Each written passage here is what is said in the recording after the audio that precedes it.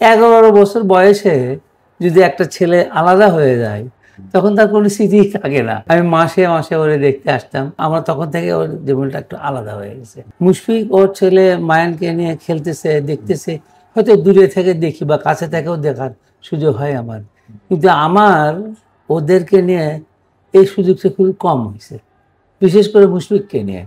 কারণ ও 6-7-তে আমি ওকে বিকেএসপিতে ভর্তি করাই দিয়েছি। অনেক ছোটবেলা ছিল, বয়স কত 11-12 বয়সে যদি একটা ছেলে আলাদা হয়ে যায় তখন তার কোনো স্মৃতিই থাকে না।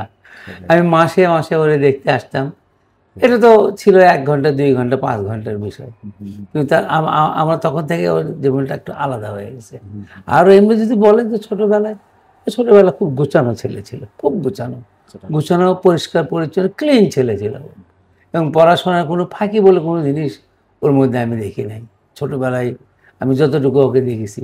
আর এমনি ব্যবসা বাণিজ্যে আমাদের খুব স্ট্রাগল করে উঠতে হয়েছে, তো সেই কারণে বাচ্চাদের প্রতি নজর খুব কম দিতে পারছি আমি ব্যক্তিগতভাবে বাবা হিসেবে। সেটা খালি মুশফিক না, আমার ওই বড় ছেলে মেজর ছেলে বাবা মেয়ে, আমি এদেরকে দেখতেও পারি নাই ঠিক মতো আর কি।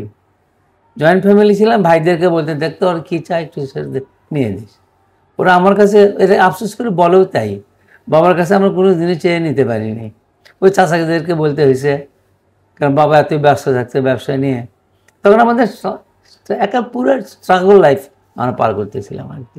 আমি শুধু এই খেলার নেশায়, আমিও তো একসময় খেলোয়াড়ই ছিলাম, ভলিবল ন্যাশনাল টিমে ভলিবল খেলেছি, আমি ফুটবল খেলেছি স্কুল লাইফে, কাবাডি খেলেছি। তো সে কারণে খেলার প্রতি আমার একটা আলাদা একটা দুর্বলতা ছিল, এবং এর খেলা দেখার জন্য আমি বাইরেও গেছি, দেশের বাইরেও যখন সুযোগ পাইছি আমি মিস করি নাই।